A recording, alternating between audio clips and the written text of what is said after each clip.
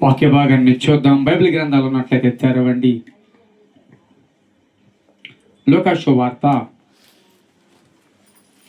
12వ అధ్యాయము. లూకా సువార్త 12వ అధ్యాయము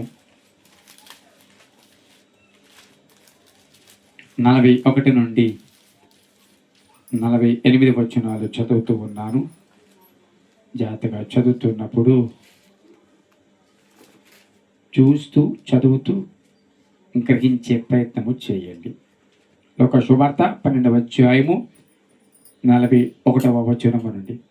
అప్పుడు పేతురు, ప్రభువా, ఈ ఉపమానము మాతోనే చెప్పుచున్నావా, అందరితోనూ చెప్పుచున్నావా అని ఆయనను అడుగగా, ప్రభువు ఇట్లనెను, తగిన కాలమున ప్రతి వానికి ఆహారము పెట్టుటకు యజమానుడు తన ఇంటి వారి మీద నియమించినట్టి నమ్మకమైన బుద్ధి గల గృహ నిర్వాహకుడ ఎవని ప్రభువు వచ్చి వాడు అలాగు చేయుచున్నట్టు కనుగొనునో ఆ దాసుడు ధన్యుడు.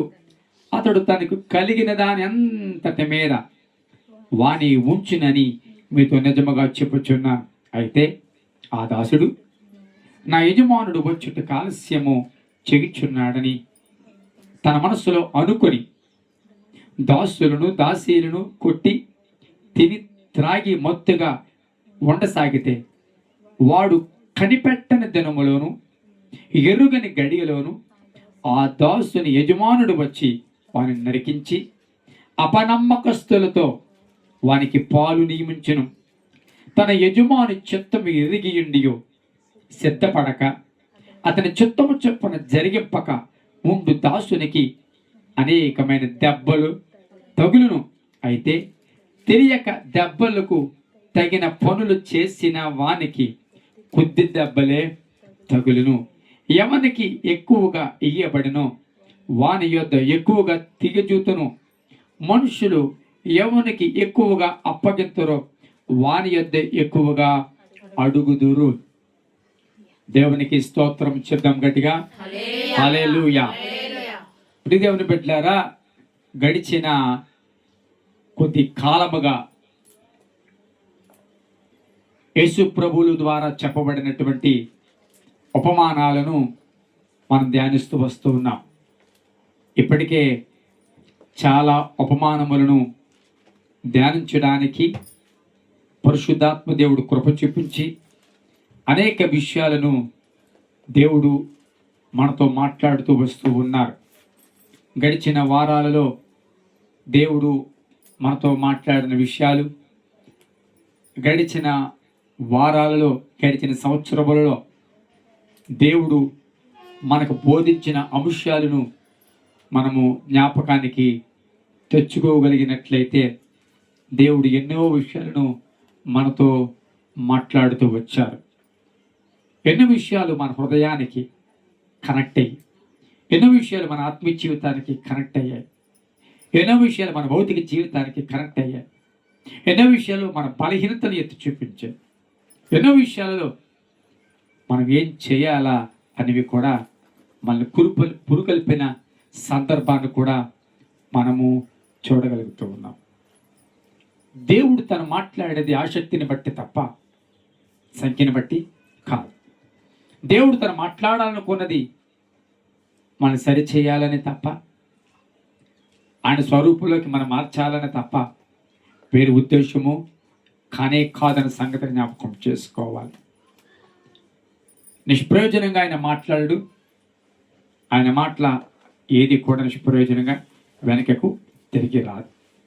కాబట్టి దేవుడు మనతో మాట్లాడుతున్న క్రమము, మనతో మాట్లాడుతున్న విధానాన్ని గమనించి వాక్యానికి మళ్ళీ మనం అప్పగించుకోగలిగితే, నేనంటాను, తప్పక ఈ వాక్యం వినడం ద్వారా ప్రతిఫలము ఉంటుంది, దానివల్ల లాభము ఉంటుంది అనే సంగతిని జ్ఞాపకం చేసుకోవాలి. ఒక్కతే ఉంది, మరియ మార్త లాజరు ఇంట్లో వినేవాడు ఒక్క ఆమె. మరియ మాత్రమే కూర్చుంది ఆయన దగ్గర. ఇంకెవరు సంఖ్య లేదు, ముగ్గురు లేరు, ఇద్దరు లేదు, ఒక ఆవిడే ఉంది. ఉన్న ఇంట్లో ఇద్దరైతే ఆ సమయానికి ఒక ఆవిడ పొల్లో ఉంది, ఒక ఆవిడ మాత్రం వాక్యం దగ్గర, ఆయన పాదాల దగ్గర ఆయన ఏం చెప్తాడో వినడానికి ఆతృతపడి కూర్చున్న సందర్భము కనబడుతుంది. బైబిల్ గ్రంథంలో అన్నిట్లకంటే ప్రాధాన్యత దేవుడిచ్చింది వినడానికి. అందుకే మరియా మిక్కిలి విలువైనది ఎంచుకుంది, మిక్కిలి శ్రేష్టమైనది ఎంచుకుంది. మిక్కిలి శ్రేష్టమైనది ఏదైనా ఉంది అంటే వినడం, మిక్కిలి విలువైనది ఏదైనా ఉంది అంటే ఆయన పాదాల దగ్గర కూర్చుని వినడం. కాబట్టి అది ఎప్పుడైతే మనం నేర్చుకుంటామో, అది ఎప్పుడైతే మనం దృష్టిలో పెట్టుకుంటామో తప్పక నేనంటాను, నీ దగ్గర నుంచి పొందుకున్నది కానీ నువ్వు ఎంచుకున్నది కానీ నీ దగ్గర నుంచి తీసివేయబడదు అన్న సంగతిని మన జ్ఞాపకం చేసుకోవాలి. ముఖ్యంగా ఈ చదివిన ఈ వాక్య భాగం 41 నుండి 48 వచనాలు మనం చదువుకున్నాం. పేతురు గారు ఒక ప్రశ్న వేస్తున్నారు, అయ్యా ఈ ఉపమానాలు మాకు మాత్రమేనా, లేకపోతే అందరితోనూ చెప్పుచున్నావా? ఎవరికి? మాకు మాత్రమే చెబుతున్నావా, అందరితోనూ చెబుతున్నావా అన్న ప్రశ్న ఇక్కడ పేతురు గారు వేస్తూ ఉన్నారు.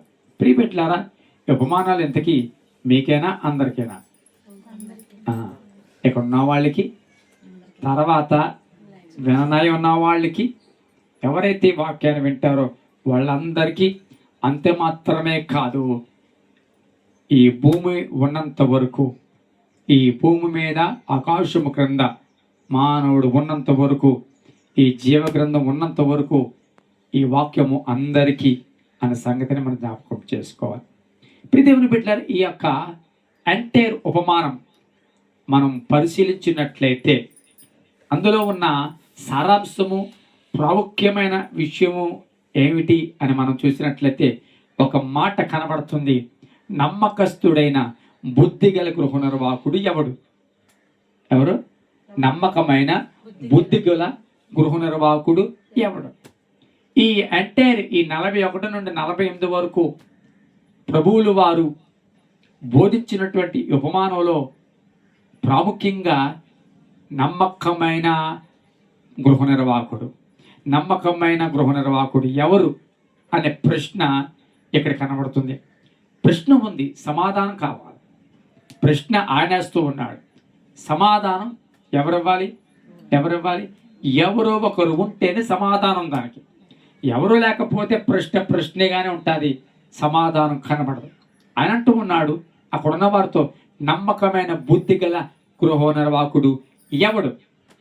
నమ్మకమైన బుద్ధిగల గృహ నిర్వాహకుడు ఎవరవుతారు? అసలు నమ్మకమైన బుద్ధిగల గృహ నిర్వాహకుడు అని ఎవరిని అంటారు? ఒకవేళ ఉంటే అతను ఉండవలసిన ఆధిక్యతలేంటి? ఆ వ్యక్తిని ఇతడు నమ్మకమైన గృహ నిర్వాహకుడు అని దేనిని బట్టి గుర్తించగలం? హైట్ని బట్ట, రంగును బట్ట, చదువును బట్ట, దేన్ని బట్టి గుర్తించగలం? ఏ ప్రామాణికాన్ని బట్టి ఒక వ్యక్తిని నమ్మకమైన బుద్ధి కలిగిన నిర్వాహకుడు అని చెప్పగలము అని అన్నట్లయితే ప్రశ్న ఆయన వేశారు. ఎలా ఉంటారో అలాంటి వాళ్ళు కూడా ఆ విషయం కూడా ఆయన చెప్పారు. ప్రశ్న ఆయన వేశారు. అయితే అనేక మంది అక్కడ ఉన్న కూర్చున్న వారిలో ఆనాడు శిష్యుల్లో ఒకసారి ఒక చిన్న ఏమంటారు డిస్కషన్ వచ్చింది. ఏంటంటే మనలో ఎవడు గొప్పవాడు? చెప్పండి. ఉన్నట్టుగా ఉన్న పడంగా వచ్చిన ప్రశ్న, మనలో ఎవడు గొప్పవాడు? దేవుని పెట్టారా, అలాంటి ప్రశ్న పైకి రాకపోవచ్చు కానీ హృదయాల్లో ఉంటారు. అందరిలో పాటలు బాగా పాడేవాళ్ళు ఎవరు? అందరిలో బాగా సాక్ష్యం చెప్పేవారు ఎవరు? లేకపోతే అందరిలో బాగా ప్రార్థన చేసేవారు ఎవరు? లేకపోతే అందరిలో బాగా దేవుడికి ఉపయోగపడేవారు ఎవరు అనే ప్రశ్నలు సహజంగా వస్తూ ఉంటాయి. కొంతమందిలో ఈ ప్రశ్నలు ఉంటూ ఉంటాయి. ఇక్కడ కూడా ఎవరు మనలో గొప్పవాడు? ఎందుకంటే అక్కడ 12 మంది శిష్యులు ఉన్నారు. అందులో ఎవరు తక్కువగా చేయలేరు. ప్రతి ఒక్కరూ దేవుడికి అవసరమైన వ్యక్తులే. 12 మంది 12 అపోస్తలులు వాళ్ళు. ఒకడు తక్కువ, ఒకడు ఎక్కువ లేదు. ప్రత్యక్షతలలో తేడా ఉండొచ్చేమో కానీ నేనంటాను పిలుపు ఒకటే. ప్రత్యక్షతలు ఒకళ్ళకి ఒకలాగా, ఒకళ్ళని ఒక కోసం, మరొకళ్ళు ఇంకొకరి కోసం దేవుడు వాడుకున్నాడు. పేతురునేమో సున్నతి కలిగిన వారి కోసం వాడుకుంటే, పౌలు గారిని సున్నతి లేని వారి కోసం వాడుకున్నాడు. ఒక్కొక్కరిని ఒక్కొక్క రకంగా, ఒక్కొక్కరిని ఒక్కొక్క ప్రాంతానికి దేవుడు పంపించి వాడుకున్నాడు.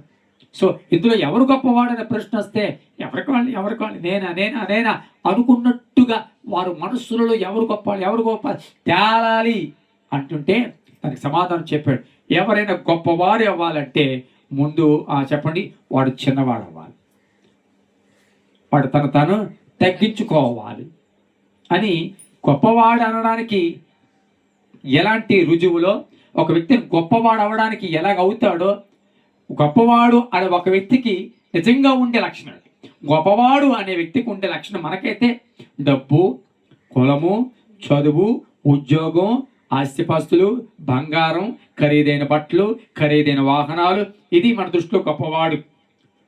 నా మాటలు అర్థమవుతుందా? కానీ దేవుడు చెప్పింది తెలుసా, గొప్పవాడు ఎవడైతే ఉంటాడో వాడు కింద ఉంటాడు. గొప్పవాడు ఎవడైతే ఉంటాడో వాడు తగ్గించుకుంటాడు. గొప్పవాడు ఎవడైతే ఉంటాడో వాడు దొడ్డ పని చేస్తాడు. కాబట్టి దేవుని సందులో గొప్పవాడు ఎక్కడి నుంచి మనం లెక్కేస్తాం, కానీ గొప్పవాడు అనేది ఎక్కడి నుంచి రావాలి. దేవుడు ఎక్కడి నుంచి చూస్తూ ఉన్నాడు, అక్కడ వాళ్ళు గొప్పవాడు అనలేదు, కింద ఉన్న వాళ్ళు గొప్పవాడు అన్నారు. కాబట్టి దేవుని సన్నిధిలో మన అంచనాలు వేరు, ఆయన అంచనాలు వేరు. ఒక వ్యక్తిని మనము చూసే విధానము, ఒక వ్యక్తిని మనం కొలిచే ప్రామాణికం వేరు, దేవుడు ఒక వ్యక్తిని కొలిచే ప్రామాణికము వేరు అనే సంగతిని జ్ఞాపకం చేసుకోవాలి. ఇక్కడ వచ్చిన ఆ యొక్క ఉపమానంలో ఆయన అడుగుతున్నాడు, నమ్మకమైన బుద్ధిగల గృహ నిర్వాహకుడు ఎవడు? నమ్మకమైన బుద్ధిగల గృహ నిర్వాహకుడు ఎవడు అన్న ప్రశ్న ఎందుకు వచ్చిందంటే, నేను అంటాను అది ఆయన ఆశ. ఆయన ఎవరి కోసం చూస్తున్నాడు తెలుసా? నమ్మకమైన బుద్ధిగల గృహ నిర్వాహకుల కోసం చూస్తున్నాడు. ఎవరు నమ్మకంగా బుద్ధి కలిగిన గృహ నిర్వాహకులు ఉంటారో అలాంటి వారికి తన పనిని అప్పగించాలని, అలాంటి వారిని ఆయన హెచ్చించాలని, అలాంటి వారిని సమస్త బాన్నిట్ల మీద హెచ్చించి అప్పగించాలని చూస్తూ ఉన్నాడు. ఎక్కడైనా పని చేసే చోట, పలానా చోటకి వెళ్తున్నాను అని యజమానుడు అనుకున్నప్పుడు ఆ వ్యాపారాన్ని కానీ, ఆ క్యాష్ కౌంటర్ని కానీ ఎవరికి అప్పగిస్తాడు? పనిచేసి అందరికి అప్పగిస్తాడా? పనిచేసే ప్రతి ఒక్కరిని కూర్చోమంటాడా? లేదే. ఆ యజమానుడికి ఎవరైతే నమ్మకస్తులు అనిపిస్తారో, అతని దృష్టికి ఎవరైతే నమ్మకస్తులుగా కనబడతారో, అతని పర్యవేక్షణలో, ఆ మాట అతని పర్యవేక్షణలో ఎవరైతే నమ్మకస్తులని అనిపిస్తారో ఆ వ్యక్తికి ఏం చేస్తారు సార్? ఆ బాధ్యతలు అప్పగించి వెళ్తారు. కానీ ప్రభు కూడా ఇక్కడ నా యొక్క ఇంటికి, లేకపోతే ఈ యొక్క గృహ నిర్వాహకుడు ఎవరు తెలుసా? నమ్మకమైన బుద్ధి గల గృహ నిర్వాహకుడు ఎవడు? అయితే నమ్మకమైన బుద్ధి గల నిర్వాహకుడు ఉండవలసిన లక్షణాలు ఏంటి? ఎవరిని నమ్మకమైన బుద్ధి గల నిర్వాహకుడు అని అంటారు అంటే దానికి యేసు ప్రభువుల వారే సమాధానం ఇస్తున్నామాట తెలుసా?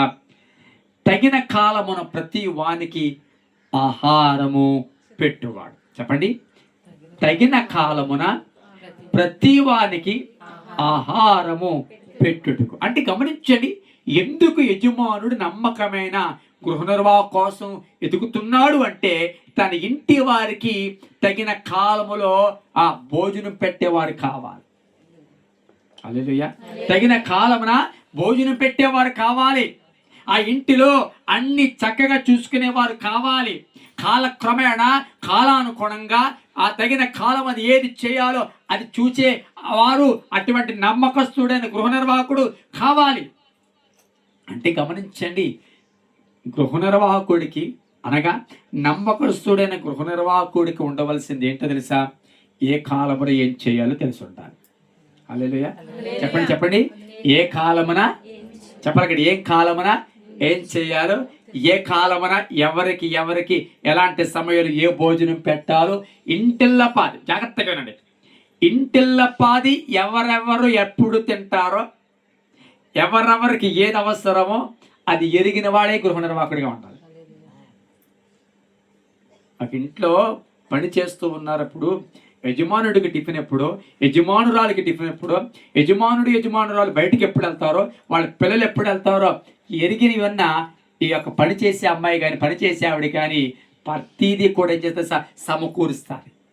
ఈ సమయానికి యజమానుడు ఎప్పుడు డ్యూటీకి వెళ్ళిపోతాడో తెలుసు, యజమానురాలు ఎప్పుడు వెళ్తాడో తెలుసు, పిల్లలు ఎప్పుడు వెళ్తాడో తెలుసు. ఆ దాన్ని బట్టే ఒక ప్రణాళిక చేసుకుని ఆ పిల్లలకి ఇవ్వవలసిన సమయానికి పిల్లల క్యారేజీలు, యజమానులకి పెట్టవలసిన టిఫిన్ యజమానులకి సమయానికి పెట్టడం, వాళ్ళకి కట్టవలసిన క్యారేజీ వాళ్ళకి సమయానికి, అంటే చక్కగా ప్రతిదీ ఇంట్లో ప్రతిదీ ఎవరు ఎప్పుడు ఏం కావాలో తగిన సమయం అందు ప్రతి ఒక్కరికి ఆహారం పెట్టడము చెప్పండి ఆ గృహ నిర్వాహకుడికి తెలుసుండాలి.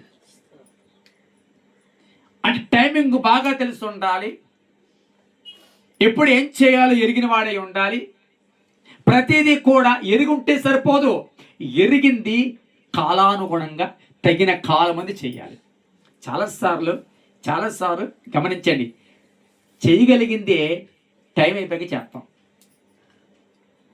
ఆ మాట అర్థమవుతుందా? చేసేదే ఆ మాట. ఆకలిస్తున్నప్పుడు పెట్టాలా, ఒక్క నిమిషాకు మీకు చికెన్ ఉడుతున్నాను, ఒక్క నిమిషాకు చికెన్ ఉడుతున్నాను అని చెప్పి ఆకలంతా చచ్చిపోయిన తర్వాత, పిల్లలు పడుకుని పోయిన తర్వాత చికెన్ ఉండండి రా బాబు లేకపోతే తినండి అంటే ఆవిడ ఒక ముద్దన తింటాడు. అడిగి అన్నమాట చికెనే ఉండవు, ఏం ప్రయోజనం? నువ్వు వండేటప్పటికి అదే వేరు. నువ్వు చికెన్ వండితే ఏంటి, బిర్యానీ వండితే ఏంటి? ఆడ ఆకలిస్తున్నప్పుడు చారుతో పెట్టినా చెప్పండి ఆ 2 ముద్దలన్నా వాడికి. గమనించండి, కయ్యూను జాగ్రత్తగానండి, కయ్యూను అవకాశం వచ్చినప్పుడు, ఏషావు అవకాశం వచ్చినప్పుడు దీవెనను ఉపయోగించుకోలేదు. తర్వాత ఆ దీవెన కోసం చెప్పండి ఎంతో కన్నీరు కార్చాడంట, ఆ దీవెన కోసం ఎంతో ఏడ్చాడంట. కానీ ఏమైపోయింది చెప్పాలి, సమయము అయిపోయింది. దేవుని సన్నిధిలో నేను అంటాను, ఎప్పుడు ఏడవాలో అప్పుడు ఏడవాలి, ఎప్పుడు మారాలో అప్పుడు చెప్పాలి, అప్పుడు మారాలి.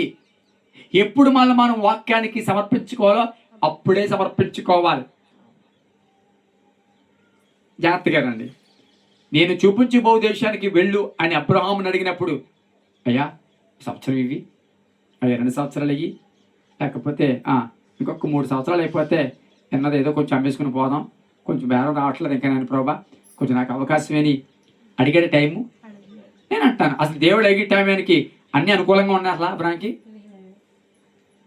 తనకు అనుకూలంగా ఉన్నా లేకపోయినా దేవుడు ప్రయాణం చేయి అన్న వెంటనే ప్రయాణం చేసేవాడు. వలలు విడిచిపెట్టండి అన్న వెంటనే విడిచిపెట్టారా, లేకపోతే నాయన ఈ ఒక్క పూటకి ఈ యొక్క వ్యాపారం చేసేస్తాం ప్రభా, కాస్త కొత్త డబ్బులు ఉండాలి కదా నాయన, లేకపోతే కొంచెం అప్పులు ఉన్నాయి అప్పులు తీరిపోయాక వస్తాం, అప్పులు తీరిపోయాక ఇవాళ అమ్మేస్తాం, అప్పులు తీరైపోయాక అప్పుడు నేను వెంబడెత్తాం.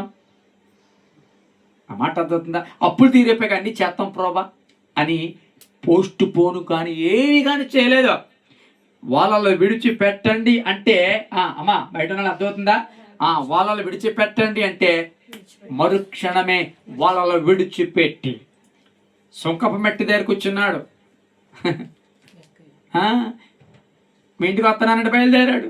అలాగే లేవి సుంకపు మెట్టి దగ్గర కూర్చున్నాడు. బయలుదేరమంటే చెప్పండి బయలుదేరిపోయాడు. అంటే నేను అంటాను, దేవుడు ప్రేరేపించినప్పుడు ఇమీడియట్లుగా స్పందించిన ప్రతి ఒక్కరూ కూడా ఉన్నతమైన స్థితిలోనే ఉన్నారు. ప్రొలాంగ్ చేస్తూ ఆలస్యం చేస్తూ తర్వాత చూద్దాలే, వచ్చే ఏడాది చూద్దాలే, లేకపోతే ఈ 2 నెలలు పోయిన తర్వాత చూద్దాలే, తర్వాత ఇంకొక నెల పోయిన తర్వాత చూద్దాలే, తర్వాత చేద్దాలే అని ప్రొలాంగ్ చేయడం కాదు. దేవుని సన్నిధిలో తగిన కాలము ఆహారం పెట్టడం ఎప్పుడో తెలిసి ఉండాలనుకున్నారు అక్కడికి. ఆ మాట అర్థమవుతుందా? అంత చెప్పాలి అంటే గమనించండి, గృహ నిర్వాహకుడికి తెలియవలసింది ఏంటో తెలుసా? యజమానుడి చిత్తం ఏంటో తెలియాలి, యజమానుడి ఉద్దేశం ఏంటో తెలియాలి. ఆ చదివిన వాక్య భాగంలో ఎవరిని దోషులుగా ఎంచాడో తెలుసా? ఎవరికి దెబ్బలు ఎక్కువగా పడ్డాయో తెలుసా? యజమానుడి యొక్క చిత్తము ఎరిగి కూడా ఎర్రగనట్టుగా బ్రతికినవాడు. యజమానుడి యొక్క ఉద్దేశం ఏంటో ఎరిగి కూడా దాని ప్రకారం చెగిన వాడికి దెబ్బలు ఎక్కువగా పడ్డాయి. అదే దేవుడి చిత్తమేంటో యజమానుడి చిత్తమేంటో ఎరిగే ఆ చిత్తానికి తాను అప్పగించిన వాడికంట సమస్తమును అప్పగించాడంట. సమస్తమును అప్పగించాలన్నా, దెబ్బలు పడాలన్నా ఎవరి మీద ఉంది? గృహ నిర్వాహకుడి యొక్క ప్రవర్తన మీదే ఉంది. స్తోత్రం చెప్పండి కదా, చెప్పండి హల్లెలూయా, హల్లెలూయా. ఒక బ్యాచ్ ఏమో ఎరిగి చేయని వారు, మరొకరు ఎవరు తెలుసా? ఎరిగిన వెంటనే అప్పగించుకునేవారు. అసలు మనం ఎలాంటి గృహ నిర్వాహకత్వంలో ఉన్నాం? ఎలాంటి గృహ నిర్వాహకులుగా మనకున్న పేరు? దేవుని సన్నిధిలో వెంటనే వాక్యానికి అప్పగించుకుని గృహ నిర్వాహకులుగా ఉన్నామా? ఇది దేవుడి చిత్తమో అని ఎరిగి గృహ నిర్వాహకులుగా ఉన్నామా? ఇది దేవుడి ఉద్దేశమో, ఇది దేవుడికి నచ్చింది, ఇది దేవుడి ప్రణాళిక, ఇది దేవుడి ఉద్దేశమో అని తమ్ముడు తాము అప్పగించుకుని గృహ నిర్వాహకులుగా ఉన్నామా? అయితే ఎరిగి కూడా చూద్దాంలే, ఎరిగి కూడా తెలిసినా కూడా అశ్రద్ధ, తెలిసినా కూడా నిర్లక్ష్యం, తెలిసినా కూడా ముందుకు రాకపోవడం, తెలిసినా కూడా చేయకపోవడం, తెలిసినా కూడా నిలబడకపోవడం. హల్లెలూయా, శబ్దం గట్టిగా హల్లెలూయా. దేవుని సన్నిధిలో ఎవరు మంచి గృహ నిర్వాహకుడు? ఇంటిలో ప్రతి ఒక్కరికి తగిన కాలమందు ఆహారము పెట్టేవాడు. ఒక మాట చెప్పనా? పలానా సమయానికి పలానా వ్యక్తికి ఆహారము పెట్టాలనుకున్నప్పుడు ఈ గృహ నిర్వాహకుడు యజమానుడి చిత్త ప్రకారం ఆ వ్యక్తికి ఆహారం పెట్టే క్రమంలో తన ఆకలి చంపుకునేవాడు. అదే సమయంలో పని చేసే ఆవిడికి ఆకలిస్తే యజమానుడు వెళ్ళిపోతున్నప్పుడు యజమానుడు క్యారేజీ కట్టడానికి నిమగ్నమై ఉంటుందా? ఉండండి, అక్కడ భోజనం చేస్తాను కదా, మరి కాసేపు భోజనం చేసి వస్తాం నిలబడ అంటుందా?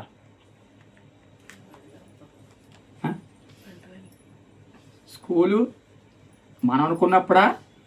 టైం ఉందా? స్కూల్ మనం అనుకున్నప్పుడు కాదు కదా. నేను పొద్దున్న ఎవరికి వచ్చి కష్టం అండి అని వేళ బాగా మంచి ఉందంట. వేళ ఎవరో వీడియో పెట్టారు, చాలా మంచి ఉందంట, మీకు తెలియదు అసలు. వేళ కొంచెం ఎలాగ చేత కాదు, అలాగని కష్టమేమంది. కాబట్టి కొంచెం మా కొరకు 10-10:30 వరకు వస్తాం. మరి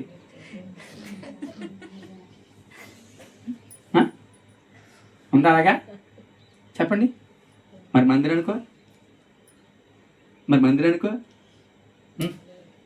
ఎప్పుడైనా రావచ్చు.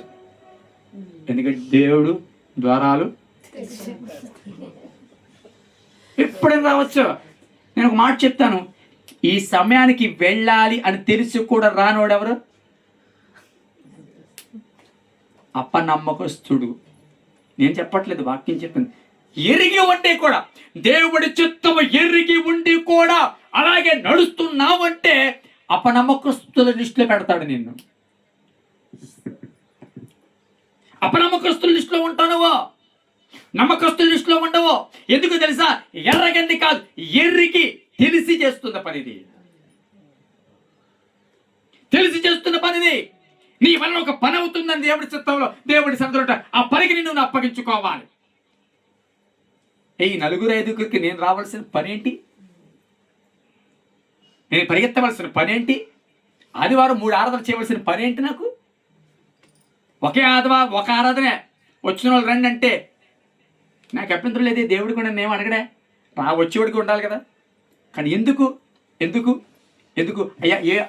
ఒక్కరైనా సరే వచ్చినా పర్వాలేదు, ఆ ఆత్మనికి దూరం కాకూడదు. అది నాకు వచ్చిన ఆలోచన, అది నాకు వచ్చిన ప్రేరేపణ.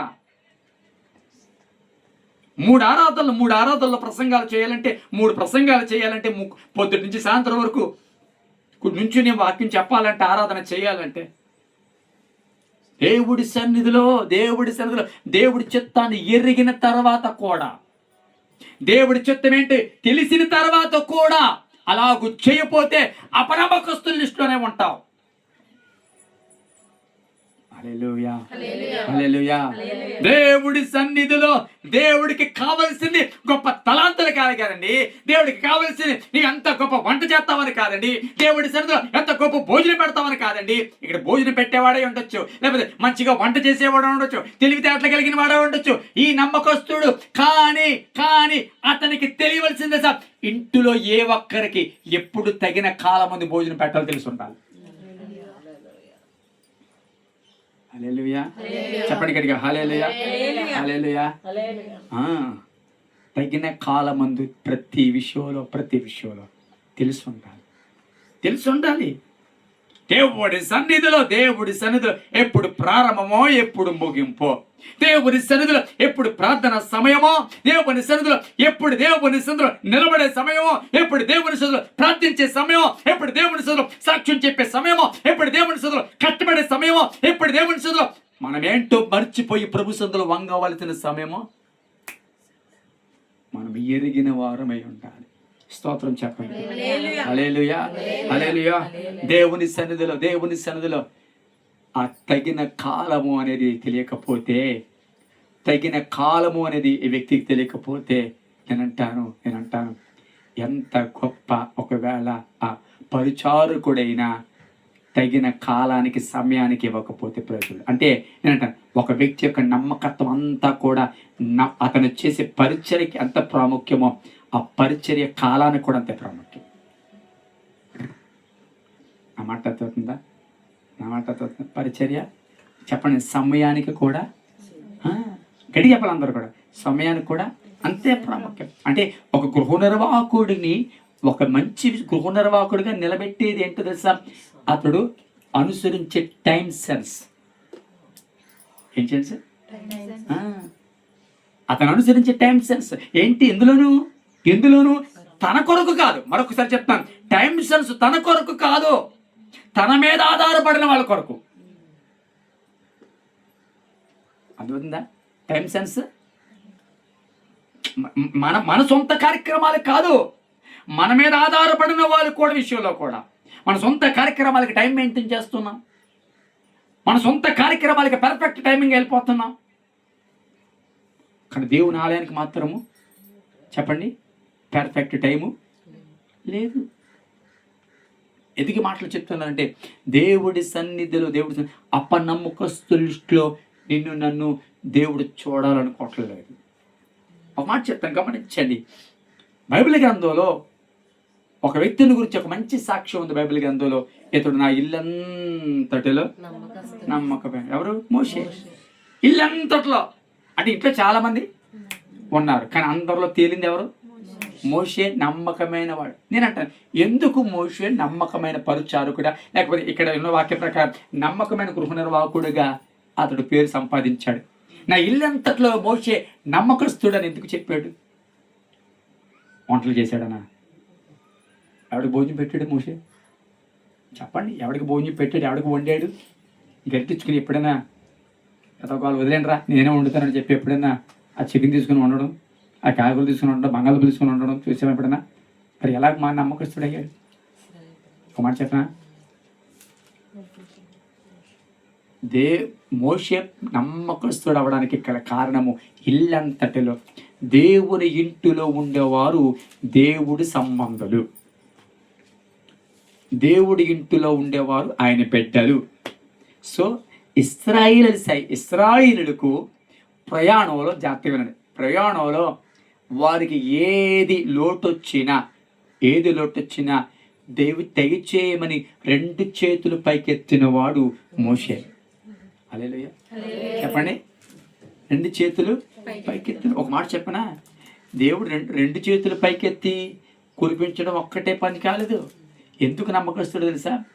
ఇశ్రాయేలుల మీదకి ఉగ్రత వస్తుంది అని తెలిసిన మరుక్షణమే తాను ఉపాసాలకు అప్పగించుకుని దేవుడి సన్నిధిలో సాగిలపడ్డాడు.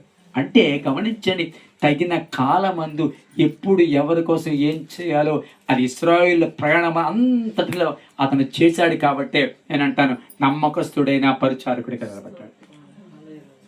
ఒక మాట చెప్తాను, జాగ్రత్తగానండి. ఎంతవరకు ఒక కోణంలో వచ్చేసాం, మరొక కోణంలో చెప్తాను, జాగ్రత్తగానండి. దేవుని ఇల్లు అంటే మనమే. దేవుని ఇల్లు అంటే చెప్పండి నేనే ఒక ఇల్లు. మరి చెప్పండి, అందరూ చెప్పాలి, నేను ఒక ఇల్లు. నేను అంటాను, ఇప్పుడు ఈ ఇంటికి గృహ నిర్వాహకుడు ఎవరు? ఈ ఇంటిని చూసుకోవలసింది మనమేనా? చెప్పండి. ఇప్పుడు నేను అంటాను, ఈ ఇంటిని చూసుకోవలసినంత నీవే. కాబట్టి ఈ ఇంటిలో మంచి గృహ నిర్వాహకుడిగా ఉండాలి అంటే నేను అంటాను, ఈ ఆత్మకు ఎప్పుడు ఆహారం పెట్టాలో అప్పుడు ఆహారం పెట్టాలి. కొంతమంది ప్రేరేపించబడినప్పుడు మోకరించరు, పనంతా అయిపోయాక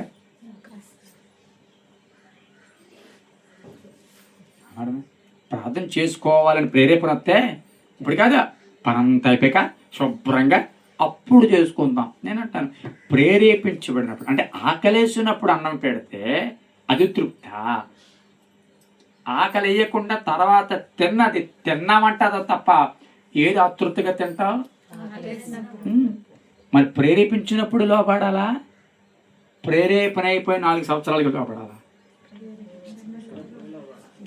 ఎవరు మంచి గృహ నిర్వాహకులు అవుతారు? ఎవరు మంచి గృహ నిర్వాహకులు అవుతారు? ప్రేరేపించినప్పుడు, ఆత్మ ప్రేరేపించినప్పుడు. నేను అంటాను, ఆత్మ ప్రేరేపించినప్పుడు అర్ధరాత్రి 1 గంట అయినా మంచం దిగి మోకరించవలసిందే. ఎప్పుడు చేసేవాళ్ళగా సత్య చేయం. అసలు ఇప్పుడు ప్రేరేపినట్టు ప్రభావ నీకు మతేం లేదు అసలనే, బయట వాతావరణం చూసి అలాగ ఉంది అసలనే, చీర చూస్తే సెలవురా 1 గంట ఈ 4 అయిపోయినట్లు అయిపోయేసేట్టు నేను ప్రభావ అప్పుడే 1 గంట అయింది, టైం చూసుకున్నావు నీకు అసలనే 1 గంట అయింది, ఇప్పుడేంటి ప్రభా? ప్రేరేపించాడు అంటే దానికి కారణం ఉన్నది. ఆ సమయంలో ప్రార్థన చేయమంటూ ఉన్నాడంటే కారణం ఉంది. ఒక భార్య ఇంట్లో పిల్లలతో పడుకున్నప్పుడు ఇంచుమించుగా 12:30 1 గంట సమయంలో పడుకునే సమయంలో దేవుడు ప్రార్థన చేయి అంటే ఇప్పుడు ప్రార్థన చేయమంటే వేటి ప్రభా అని సరే అని బట్టి మోకరించి ప్రార్థన చేసిందట. ప్రార్థన 2 గంటలు ఎంతో కనీసం చేసి పడుకుందంట. పడుకున్న తర్వాత ఉదయమే ఫోన్ వచ్చిందంట.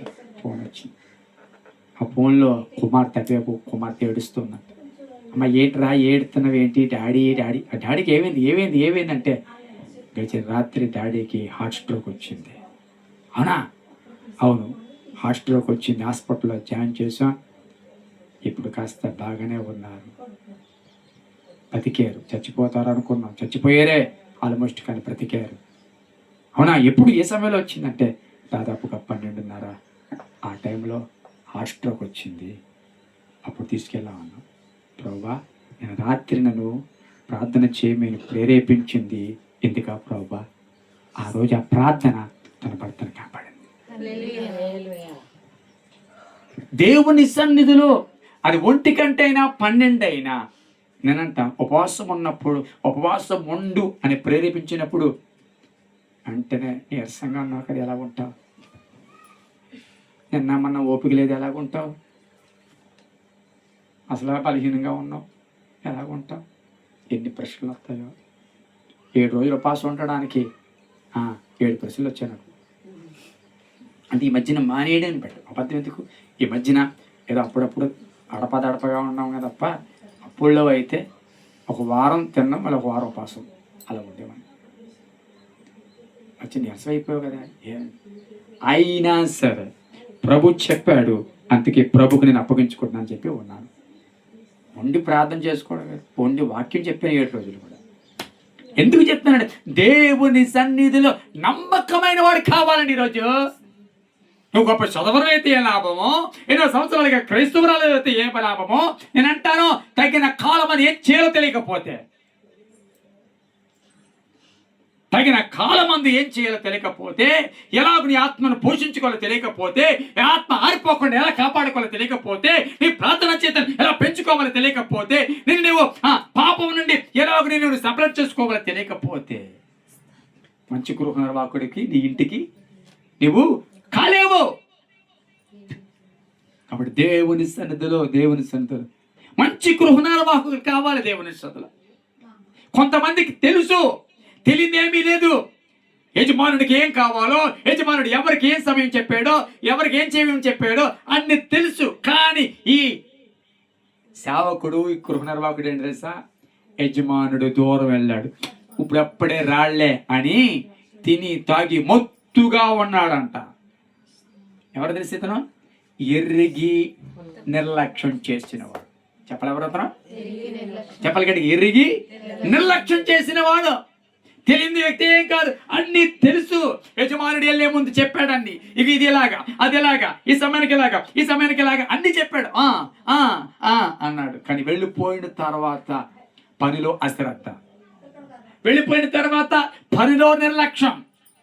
రక్షణ పొందిన కొత్తలో ఆత్మ పట్ల చెప్పండి చాలా స్ట్రిక్ట్, చాలా శ్రద్ధ. పాటలు అంటే శ్రద్ధ, వాక్యం అంటే శ్రద్ధ, దేవుడి గుడి అంటే శ్రద్ధ. అవునా? కాలక్రమేణా అన్ని ఎరిగి అశ్రద్ధ. యజమానుడు ఎప్పుడో వస్తాడు, ఎప్పుడెప్పుడు రాళ్లే. యజమానుడు ఎప్పుడో వచ్చినప్పుడు చూద్దాంలే, యజమానుడు వచ్చినప్పుడు చెప్పుకుందాం లేదోటి అని చెప్పి అక్కడున్న వాళ్ళ దాసీల్ని కొట్టి, అడుగుతుంటే ఎవరైనా కొట్టి, ఎటు ఇలా చేయట్లేదు అలా చేయలేదంటే అతను కొట్టి వాడిని చంపి ఈ దాసుడంట ఇష్టానుసారంగా బ్రతుకుతున్నాడు అంట. ఎవరు తెలిసి అతను? తెలిసి నిర్లక్ష్యం చేసేవాడు. చెప్పండి, అన్నీ ఎరిగి ఉగ్రతను రప్పించుకున్నవాడు, అన్నీ ఎరిగి ఖడ్గానికి ఆహుతైపోయినవాడు, అన్నీ ఎరిగి దేవుని శిక్షకు ఆహుతైపోయినవాడు. హల్లెలూయా, హల్లెలూయా, హల్లెలూయా. ఒక మాట ఉంది, అదే మనం చదువుకున్న వాక్య భాగంలో అక్కడ ఏముంది చూడండి, ఒకసారి చదవండి. యజమానుని చిత్తము ఎరిగిండు సిద్ధపడక అతని చిత్తము చొప్పున జరిగింపక ఉండు దాసునికి అనేకమైన దెబ్బలు తగులు. అయితే తెలియక దెబ్బలకు తగిన పనులు చేసిన వారికి, ఇతను ఎవరంట?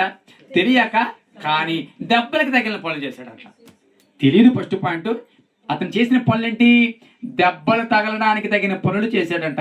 అతనికి మాత్రం కొంచెం దెబ్బలు తగల, కానీ ఇద్దరికి దెబ్బలు, ఇతనికి కొంచెం దెబ్బలు, అతనికి పెద్ద దెబ్బలు. స్తోత్రం కలిగిన కాక. అలే పెద్ద దెబ్బలు ఎవడికి? అదేనమాట, పెద్ద దెబ్బలు ఎరిగి చేయనోడికి. కొంచెం దెబ్బలు ఎవరు? తెలియక దెబ్బల కోసం చేసేవాడికి. ఇటు తెలిసి ఇటు పనులని దెబ్బల కోసం చేసేవాడు. స్తోత్రం చెప్తాం కడిగా.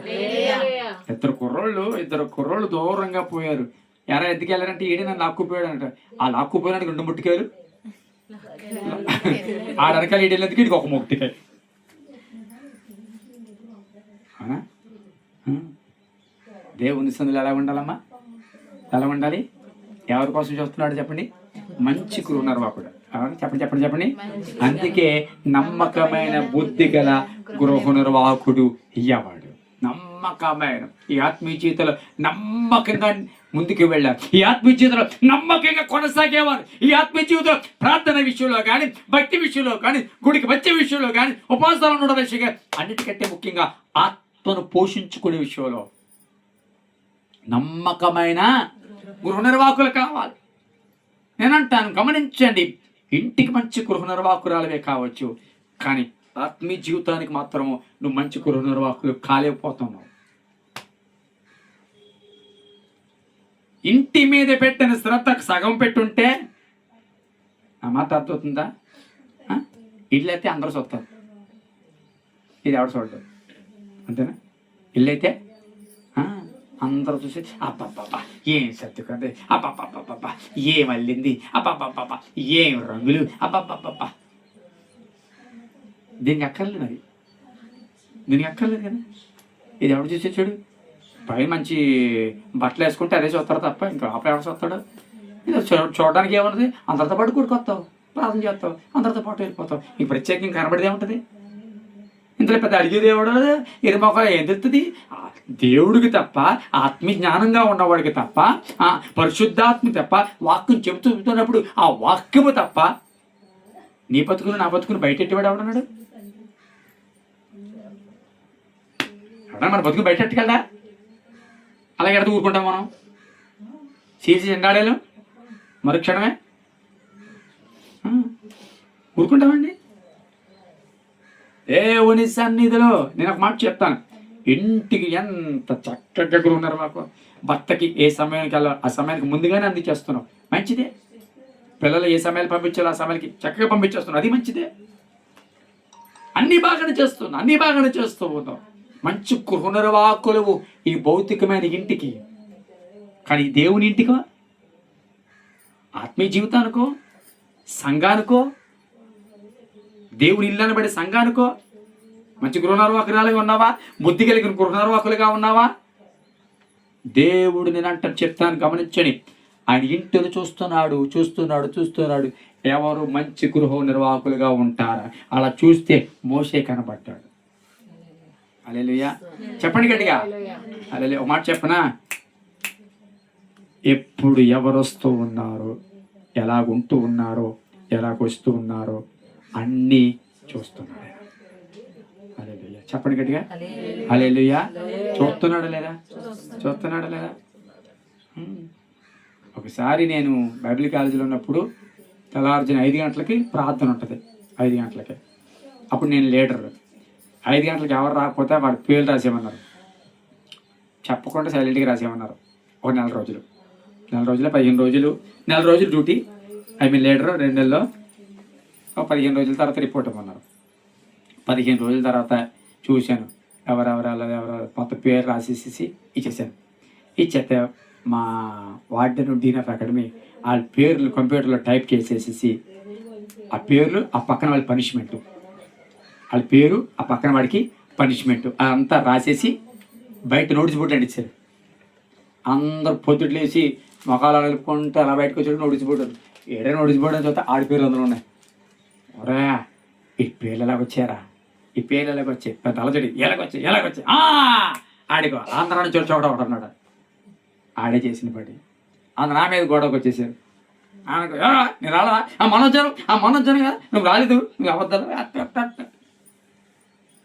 నోరు మూయండి, అందులో ఏది ఉంటుంది చేయండి అన్నాడు. కొంతమందికేమో 20 రోజుల పాటు మరుగుదొడ్లు, మరొకడికేమో గ్రౌండ్ అంతా క్లీన్ చేయడం, మరొకడికేమో చేపలు క్లీన్ చేయడం, మరొకడికేమో 119 కీర్తన 10 సార్లు రాయడం పనిష్మెంట్. అంటాను, గమనించండి. ఇక్కడ ఎవరు ఏమన్నా ఒప్పుకో, ఎందుకు లేటుగా వచ్చావంటే వెంటనే వచ్చేది ప్రశ్న, అసలు నువ్వు ఎప్పుడు వచ్చావు? అట్లా ఏమడతావు? నువ్వెప్పుడు వచ్చి చెప్పొస్తుంది నన్ను అడుగుతాను. నువ్వెప్పుడు వచ్చావు చెప్పు. నువ్వు 2 రోజులు మానేలేదా? నువ్వు 2 రోజులు ఆడలేదా? అప్పుడు నేను అడిగానా? ఇది మన ఎదురు దాడి. ఎవరినైనా నోరు ముయించేస్తాం. అబ్బా, అడిగే ఛాన్స్ ఇవ్వం. నేనంట నోటితో ఎంతైనా జయించచ్చండి, నోటితో ఎవరినైనా ముయించవచ్చు, నోటితో ఎవరినైనా జయించవచ్చు. కానీ రహస్యమందు చూచుచున్నవాడు ఒకడున్నాడు. హల్లెలూయా, చెప్పండి. రహస్యమందు చూచుచున్నవాడు ఒకడున్నాడు. ఆయన చూస్తూ ఉన్నాడు. ఎవరు ఎంత మందిలో నమ్మకమైన గృహ నిర్వాహకుడు, ఇందులో ఎంతమంది బుద్ధి గల గృహ నిర్వాహకులు ఎవరో నేను చూస్తున్నట్లుగా తగిన కాలమందు ఆహారం పెట్టడానికి ఆ జ్ఞానము, ఆ ఆలోచన, ఆ వివేచన కలిగిన వారు ఎవరో అని పైనుంచి ఆయన చూస్తూ ఉన్నాడు. ఆయనకి ఏమీ కనబడట్లేదు అనుకోవద్దా. సేవకుడికి కనబడకపోవచ్చు, సేవకుడికి తెలియకపోవచ్చేమో కానీ దేవుడు చూస్తూ ఉన్నాడు. స్తోత్రం చేద్దాం గట్టిగా. అప్పుడు నా మాటలు ముగిస్తున్నాను. దేవుని సందులో మంచి గృహ నిర్వాహకుడు ఎవరు తెలుసా? యజమానుడి ఇంటిలో ప్రతి ఒక్కరికి తగిన కాలమందు ఆహారం పెట్టేవాడు. మళ్ళీ చెప్పండి, ప్రతి ఒక్కడికి తగిన కాలమందు ఎప్పుడు పెట్టాలి చెప్పండి? తగిన కాలం చెప్పండి, ఎప్పుడు పెట్టాలి? మళ్ళీ చెప్పండి గట్టిగా అందరూ. తగిన కాలం ఎప్పుడు? తగిన కాలం ఎప్పుడు? తగిన కాలం ఎప్పుడు? ఆహారం తగిన కాలంలో పెట్టాలి. ఎప్పుడు తగిన కాలం? ఆకలేసినప్పుడు. తగిన కాలం ఎప్పుడు? అంతే కదా. భోజనం ఎప్పుడు? తగిన కాలం అంటే ఆకలేసినప్పుడు. ఒక మాట చెప్పరా, ఇంకొక మాట చెప్పరా. తగిన కాలం ఏంటో తెలుసా? అవకాశం ఉన్నప్పుడే దేవుని సందులో చేయాలి. ఆ బలం ఉన్నప్పుడే దేవుడి సందులో చేయాలి. సాక్ష్యం చెప్పవలసిన సమయంలోనే సాక్ష్యం చెప్పాలి. ఎంతైనా ప్రభు కోరిక ఎప్పుడు కష్టపడాలి తెలుసా? బలం ఉన్నప్పుడే. అంతేనా? బలం ఉన్నప్పుడే పరిగెత్తాలి. తర్వాత మా అమ్మగారు అటువంటి వాళ్ళు వస్తావన్నా చెప్పరా? శారం గారు వస్తావన్నా? ఎందుకులే కూర్చో, 3 అంతస్తులు అక్కడ ఎత్తాను, నేను ఎక్కిస్తాను. రేపొద్దు నీకు అవకాశం ఉన్నా మీ పిల్లలు తీసుకెళ్ళరావడం నువ్వు అనుకుంటున్నావమ్మా కూడా తీసుకెళ్ళడం. అప్పుడు ఏమైనా రూపం మాపో డబ్బులు దాచుకుంటే ఫోన్ అని మిగులుతుంది, లేకపోతే చూస్తాం. అప్పుడు నేను బ్రతుకుంటే అన్ని బాగుంటాయి, లేకపోతే ఇంకా అంతే, నీకు స్తోత్రం ఒకటే కూటం. అంతేనా? చెప్పండి. ఇప్పుడు చెప్పండి. అనుకూలం ఉన్నప్పుడే పరిగెత్తాలి ప్రభు కొరకు. అనుకూలం ఉన్నప్పుడే నేనంటాను. మనం ఒక వ్యక్తి తెచ్చారు, అన్నీ ఉన్నప్పుడు ఏం చేయలేకపోయిన పాస్టర్ గారు. అవును, అన్నీ ఉన్నప్పుడు ఏం చేస్తాం? ₹1,00,000 సంపాదించినప్పుడు పట్టుమని ₹1,000 కానుకోవడానికి గిలగిలగిలగిల. ఇప్పుడు ₹1,000 కూడా సంపాదన లేనప్పుడు 10,000 ఇవ్వాలని ఆశ ఉంది. ప్రయోజనం ఉందా? చెప్పండి. ఐస్ క్రీము కరగక ముందే ఐస్ క్రీము, అమ్మా ఐస్ క్రీము, ఊరంతా చూపించాడు. ఏమైంది? ఇటు అది ఊరంతా చూపిస్తాడు. ఐస్ క్రీమ్ తిన్నా ఏమీ లేదు. ఐస్ క్రీమ్ అన్నది. ఊరంతా చూపించడానికి పొలమే లేదు దీనికి. దేవుని సంతులు అంతే. దేవుడికి ఆరోగ్యం ఇచ్చాడు, నడవగలిగిన కృప ఇచ్చాడండి, పరిగెత్తగలిగిన కృప ఇచ్చాడు, పాటలు పాడగలిగిన కృప, చేతులతో చప్పట్లు కొట్టగలిగిన కృప, దేవుడి పని నిమిత్తము ఏదైనా భౌతికంగా నడుముంచి చేయగలిగిన శక్తి దేవుడు ఇచ్చాడు. స్తోత్రం చెప్పండి గట్టిగా. హల్లెలూయా. తగిన కాలమందు చెప్పండి యజమానుడి ఇంట్లో వాళ్ళకి భోజనం పెట్టేవాడు. మళ్ళీ చెప్పండి. తగిన కాలమందు యజమానుడి ఇంటిలో భోజనం పెట్టేవాడు. అంటే నేను అంటాను, ఎవరి ఆకలి ఏంటో చెప్పండి, ఎవరి పరిస్థితి ఏంటో. ఆత్మకు ఎప్పుడు పడిపోతున్నామో గుర్తెరగాలి, దేవుడికి దూరం అయిపోతున్నామో గుర్తెరగాలి, ఆత్మ నిరసించిపోతుందేమో, ఆత్మ బలహీనం అయిపోతుందేమో. ఈ మధ్యన ప్రార్థన తగ్గిపోయింది, ఈ మధ్యన వాక్యం చదవడం తగ్గిపోయింది, ఈ మధ్యన దేవుడి సందులో గడపడమే తగ్గిపోయింది, ఈ మధ్యన అదని ఇదని చెప్పి ప్రార్థనలు మానేస్తున్నాను, ఈ మధ్యన అదే అని ఇదే అని చెప్పి ప్రార్థన చేయడమే మానేస్తున్నాను, అదుందని ఇదని చెప్పి దేవుడికి ఇవ్వడమే మానేస్తాను, అదుందని చెప్పి ఇదని చెప్పి నేను ప్రభువులో ఎదగలేకపోతూ ఉన్నాను. ఇవన్నీ కూడా చెప్పండి మనల్ని అణిచివేసే కార్యక్రమాలు. కానీ తగిన కాలమందు చెప్పండి దేవుడు చెప్పండి ఆ ఇంటి యజమానుడి యొక్క ఇంటిలో వారికి అన్నం పెట్టడం. తగిన కాలం ఎవరెవరికి ఏది అవసరమో. ఒక మాట చెప్పిన చివరిగా, యజమానుడి మీద ఈ యొక్క గృహనిర్వాహకుడి మీద యజమానుడు పెట్టుకున్న నమ్మకం ఏంటో తెలుసా? నా ఇంటెల్లా పాది ఇటు బాగా చూస్తాడు. ఏంటి చెప్పండి? నా ఇంటెల్లా పాదిని వీడు బాగా చూస్తాడు. ఎవరికి ఇప్పుడు ఏమి ఇవ్వాలో అని యజమానుడు నీ మీద ఒక దృష్టి పెట్టుకున్నాడు, నా మీద ఒక దృష్టి పెట్టుకున్నాడు.